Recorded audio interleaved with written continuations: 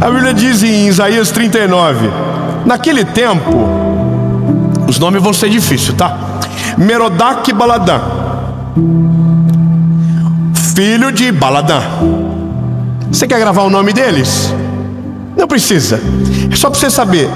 É a galera da Babilônia. Era o filho do rei da Babilônia. Bom, vamos lá.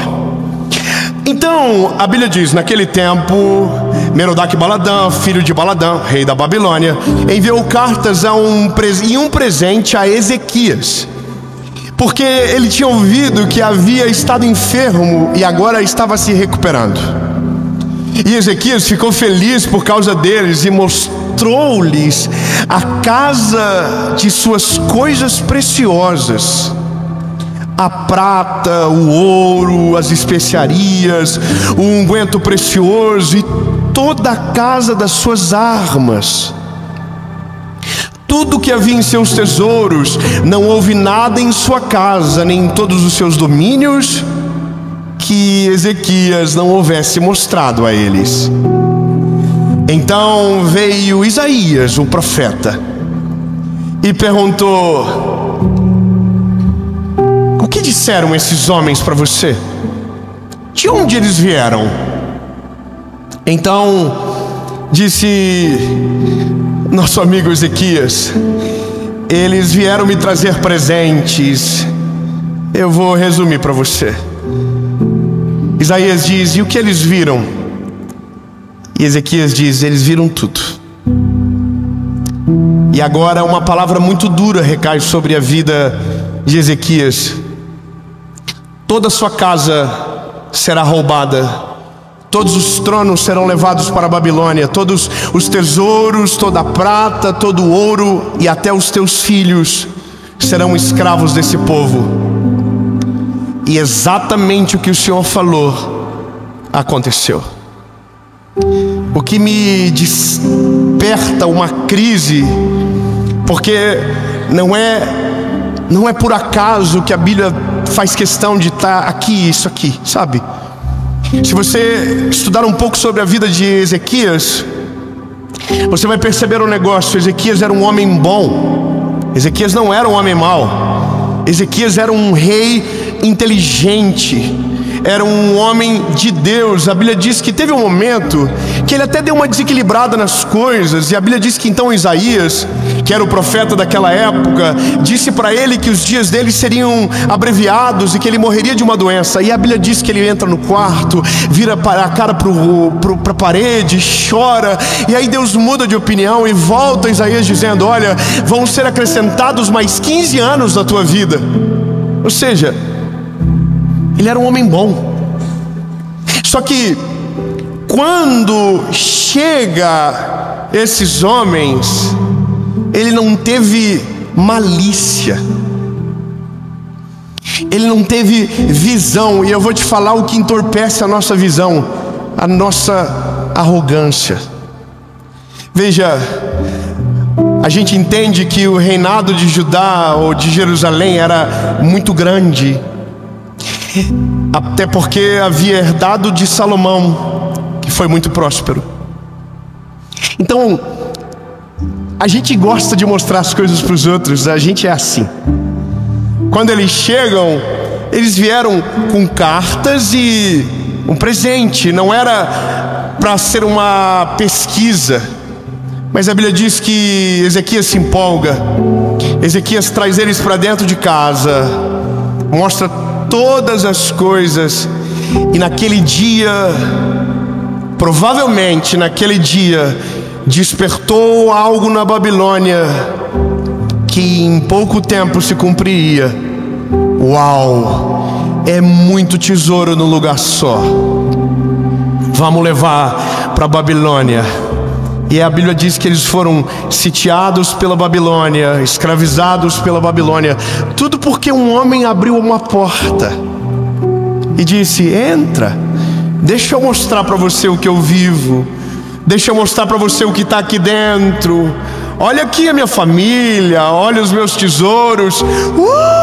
E esse é o problema, porque a gente pensa que a nossa casa está acessível para todos. E eu quero que você entenda que um lar é o seu refúgio. O lar não é ambiente de descobertas. O lar é ambiente de consolidar. Eu vou ser mais abrangente, mas é que fica difícil. Eu vou ser claro então.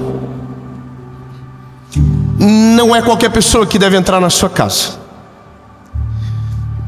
Eu vou além. Não é qualquer pessoa que você pode mostrar o que Deus está fazendo na sua vida. Eu sei que isso é ruim, porque a gente é fofoqueiro. Eu sei, porque eu sou. E eu vou te dizer que essa parada, ela é difícil da gente controlar. Mas eu quero que você entenda. A Bíblia diz que nós temos que se alegrar com os que se alegram, chorar com os que choram. Mas no mundo de hoje, o que mais tem é gente que chora com o que se alegra e gente que se alegra com aquele que chora. Os sentimentos estão confusos, portanto, você não pode abrir o coração para qualquer um. Você nunca sabe quem está do outro lado da linha ouvindo a tua voz. Você não sabe para quem você está abrindo o teu coração, portanto, tenha cuidado. Porque se você abre o choro para quem ri, o riso vai aumentar o choro que você tem. E isso é dolorido demais. Mas agora, a gente precisa entender que se a nossa casa é um refúgio, dentro dela precisa ter um altar. E é a ausência do altar que não faz a gente ter a sensação de refúgio. Não, você não entendeu, eu vou melhorar. A gente não vê a nossa casa como um refúgio porque não tem um altar lá dentro. O que é um altar, Dave? É algo que declara a posse do lugar. De quem é? É de Deus, é do Senhor Jesus. É dele. A casa é o lugar que você volta. Sabe, eu vivo uma vida muito doida. Eu viajo muito, mas não tanto. Eu viajo de 10 a 12 dias por mês. Eu sei que parece muito, mas podia ser 31. Só que daí eu não teria mais esposa, não teria mais filhos e não teria mais ministério. Certo? Então eu vou te dizer o que eu faço. Eu vou, entrego tudo que eu tenho, rasgo meu coração, dou o meu máximo, mas volto para um lugar para me abastecer. Veja, então quando eu volto para esse lugar, é o lugar que eu chamo de refúgio. É o lugar de paz.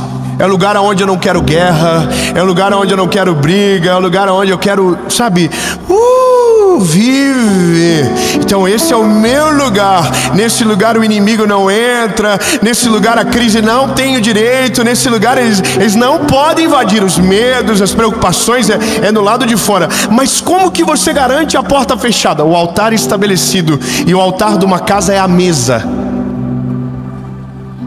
A mesa de uma casa é o termômetro das emoções daquele lugar. Se todo mundo está à mesa, a casa está em dia. Se a mesa está espalhada, há uma crise dentro do lar. E você só resolve o que está fora quando o que está dentro está em dia. E esse é o maior problema. Nós queremos resolver o problema do mundo, mas a nossa casa está uma grande de uma bagunça. Lindo. Se você quer entender a vida de maneira clara e objetiva, é simples. Cuide da casa, deixa Deus cuidar do resto. Cuide do que está dentro, deixa Deus batalhar com o que está lá fora. Sabe, cuida daqui de dentro. A questão é que isso é desafiador. Sabe por quê? Porque a gente não tem filtro. Qualquer um entra na nossa casa. E eu sei que vai ficar difícil o que eu vou falar agora, mas casa não é lugar de network.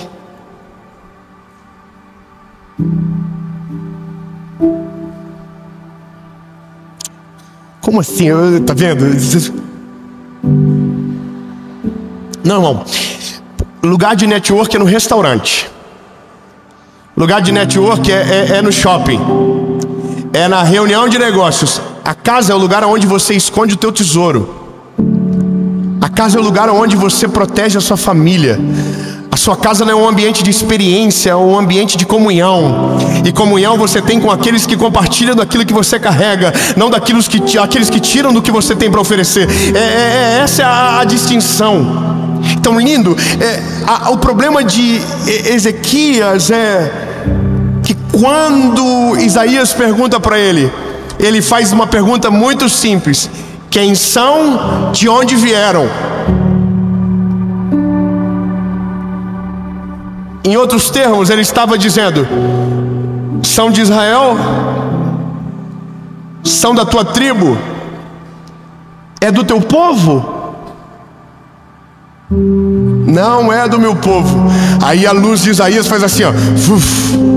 Aí ele diz: sábio. Deus não está usando Isaías ainda, é só um homem inteligente. E ele diz: e você mostrou alguma coisa para eles? E aí Ezequias diz: mostrei tudo.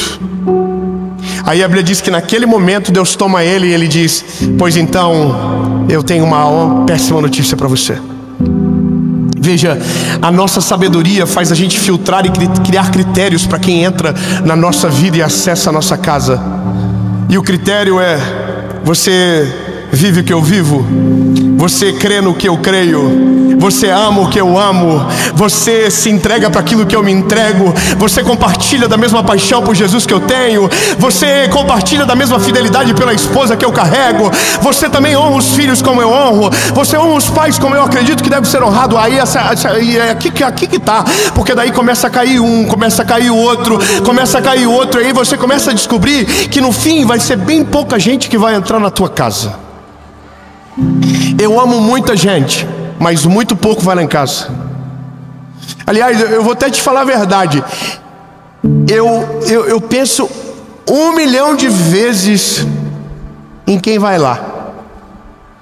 Você sabe, né, que tem uns momentos da vida que tem muita gente que te liga, né? Tem vezes que não liga ninguém. Mas daí quando Deus dá uma abençoadinha, aí tem muito curioso que diz: vou marcar. Vou passar na tua casa. Pode passar, eu vou atender lá embaixo. Irmão, eu não tenho vergonha de dizer isso não. Eu não tenho o maior problema de receber no pátio. Mas não entra. Mas não entra nem a pau. Eu vou te falar, eu tenho prudência de, se eu vou buscar alguém ou almoçar com alguém, eu penso o carro que eu vou usar, porque eu não quero mostrar nada para os outros. Eu não quero ninguém sabendo do que eu estou vivendo. Eu não quero saber de ninguém que eu estou comprando. Eu não quero que os outros saibam de nada. Por quê? Porque o que os outros não sabem não tem como paralisar. O que os outros não sabem não tem como deteriorar. Está tudo guardado dentro de casa, escondido.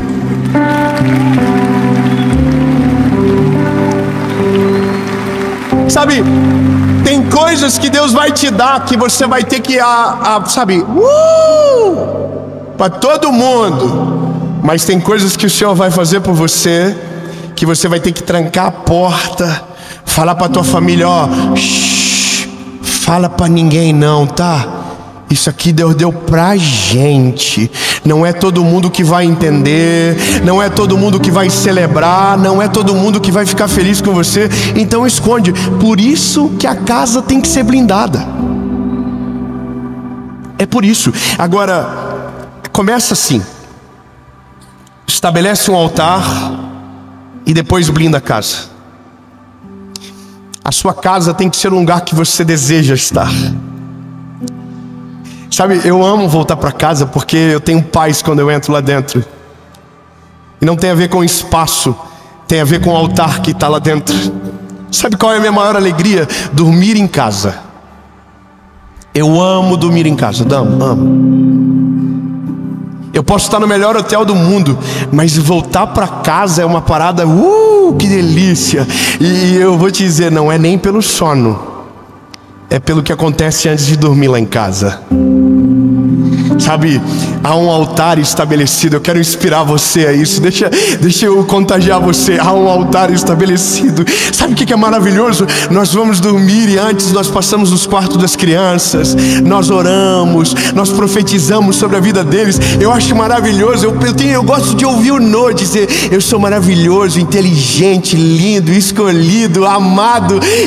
Eu digo para ele: você é. Declara mesmo, filho. E aí um diz, o outro fala. E aí, bom, é porque é um altar preparado para o Senhor. A casa não é minha, a casa é dele. A casa é dele, você está entendendo? É ele que governa as coisas, é ele que domina. Eu vou te dizer, tem gente que não consegue trabalhar lá porque não fica. Tem gente que está há muito tempo, é porque Deus ele vai tirando, vai indo embora, porque tem um altar estabelecido e o altar repele o inimigo. Não, eu quero que você viva. Ei, o altar na sua casa repele o inimigo. Ele passa lá fora, ele diz: não consigo, aqui não dá. Você está entendendo? Agora, estabelece o altar, estabelece a mesa. Sabe, crie hábitos saudáveis com a sua casa, com a sua família. Quem aqui é casado? Levante a mão. Ora junto com essa mulher que Deus te deu, meu filho. Sabe, irmão, é coisa maravilhosa. Ora junto, dobra o joelhinho junto. Fala: Senhor, aqui estou eu, essa maravilhosa. O Senhor me deu, Jesus, aqui, ó. Pá. Agradece.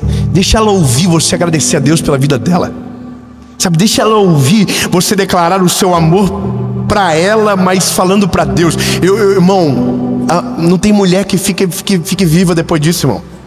Mulher já faz: que homem, que macho alfa, que espécime em extinção. Ei, faz isso, sabe? Maravilhosa, você que só reclama.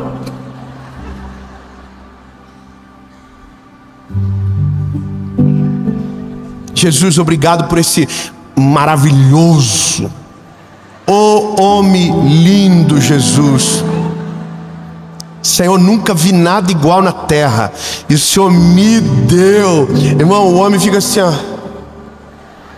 Irmão, aí você começa a criar um ecossistema.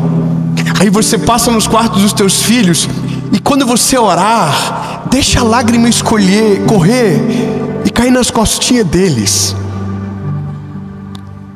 Parece bobo, mas quando eu era garoto e eu tive o meu encontro com Jesus, eu me lembro que um dia eu estava na igreja e um amigo meu, que hoje inclusive trabalha comigo, pregava dizendo: quantas vezes eu acordei com meu pai orando e chorando em cima das minhas costas, e as lágrimas dele me acordavam. E eu dizia comigo: um dia eu quero orar sobre a vida dos meus filhos e me derramar na presença do Senhor. Sabe, a memória que eu tenho é que uma das orações mais intensas da minha vida foi com o João no meu colo, 2 dias depois de ele nascer. E esse é um legado permanente que você cria. Você protege a sua casa, você protege os seus, você esconde. E depois desse dia lindo, você vai ficar muito seletivo. Depois que você faz isso, você vai ficar insuportável. Não é qualquer um mais que vai entrar na sua casa, porque agora a sua casa não é um ambiente desequilibrado, é um ambiente de paz.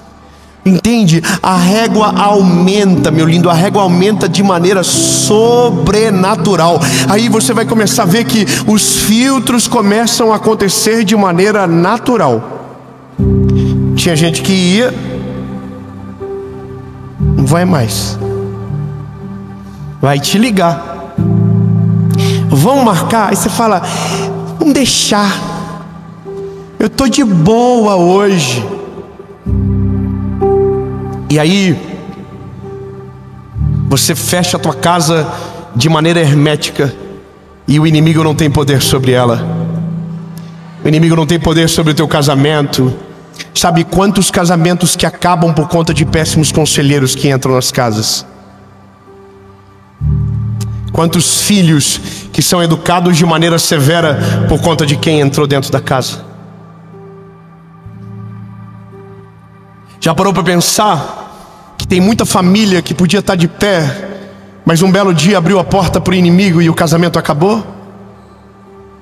Já parou para pensar que tinha muita família para prosperar e não prosperou porque trouxe o inimigo para dentro de casa? Porque contou o que não era para contar, porque mostrou o que não era para mostrar. Lindo, é tão sério isso. Eu falo isso com muito temor. Jesus, a minha casa está guardada e escondida. E aí, lindo, eu vou te dizer o critério para entrar na minha casa. E termino aqui. Na minha casa entra quem eu tenho comunhão. O que é comunhão? Comunhão é aqueles que eu sento na mesa, eu saio melhor do que quando cheguei, e a pessoa também sai melhor do que quando chegou. Comunhão é uma troca genuína. O que eu tenho, eu honro você, e o que você tem, você me honra. E isso é comunhão. Comunhão é quando cresce junto. Quando um fica para trás, alguma coisa está errado. Não estou falando de dinheiro, não estou falando de status, não estou falando de fama, estou falando de caráter, estou falando de honra, estou falando de temor. Lindo, se alguém vai na tua casa e afeta o ambiente espiritual que está lá, você não pode deixar entrar. Meu Deus, se você entender isso, você vai começar já a abrir os olhos muito mais. E entenda, o espírito que a pessoa carrega entra junto com ela. O espírito de inveja, o espírito de mágoa, o espírito ressentido, ele entra junto. E aí quando você vê, ele planta uma mudinha no canto da tua casa. E quando você vê, cresce. E de repente está grande demais. Estabeleça um filtro para os teus relacionamentos. Estabeleça um filtro para quem entra na tua casa. Jesus, só quero que entre na minha casa aqueles que o Senhor quer, aqueles que o Senhor tem, sabe, Jesus, aqueles que o Senhor sabe que não vão afetar aquilo que o Senhor tem para mim, que vão me ajudar a construir o caminho, que vão me ajudar a chegar mais perto de Ti. E é só isso a mensagem. Não é sobre o que acontece depois, é como você protege. A grande maioria das guerras se vence de maneira sábia quando não se precisa lutar.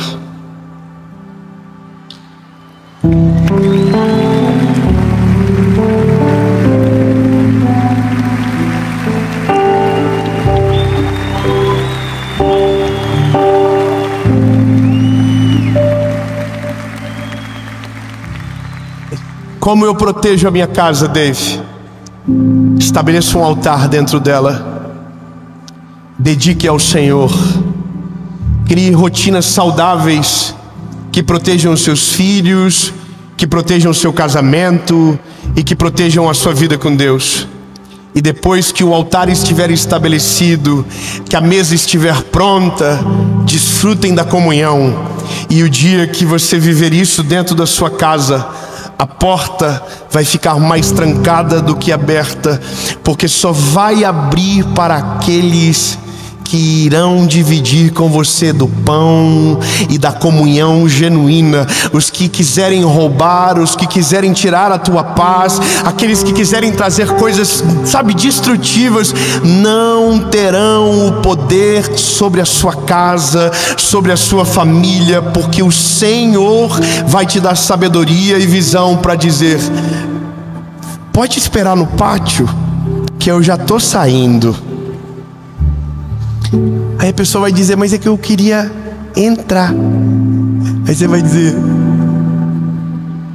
não, dá para falar aqui fora. E eu quero que você entenda, isso daqui tem o poder para fazer o teu casamento ser totalmente transformado. Essa verdade tem o poder de fazer com que os seus filhos nunca se desviem do caminho do Senhor. Uma verdade como essa tem como proteger o teu futuro de maneira sobrenatural. Porque lindo, é uma coisa que para mim é muito clara. Uma casa guardada pelo Senhor é um farol no meio de uma tempestade. Sabe, o mar bate, as ondas são fortes, mas a casa não é abalada. Pelo contrário, ela serve de luz e caminho para os navios perdidos no meio da tempestade. Lindo, eu quero declarar no nome de Jesus que a tua casa, que a tua família será um farol na escuridão, que vai iluminar para alcançar as embarcações perdidas, e a sua família e o exemplo da sua história servirão de caminho para aqueles que estão perdidos. E no nome de Jesus, a sua casa vai prevalecer.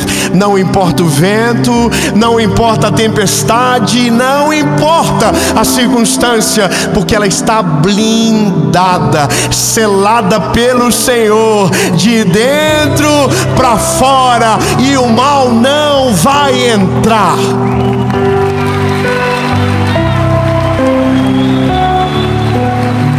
Jesus, essa é a palavra.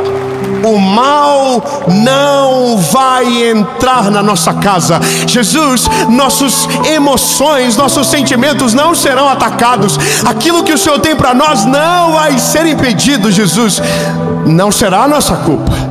As portas estão trancadas, as janelas estão fechadas, Jesus, e quem manda na nossa casa é o Senhor. O Senhor é o Deus de todas as coisas, o Senhor é o dono, e aquilo que o Senhor tem para nós vai ficar guardado aqui dentro, e o que o Senhor tem para fora, nós vamos gritar bem alto para que o mundo possa ouvir. Em nome de Jesus.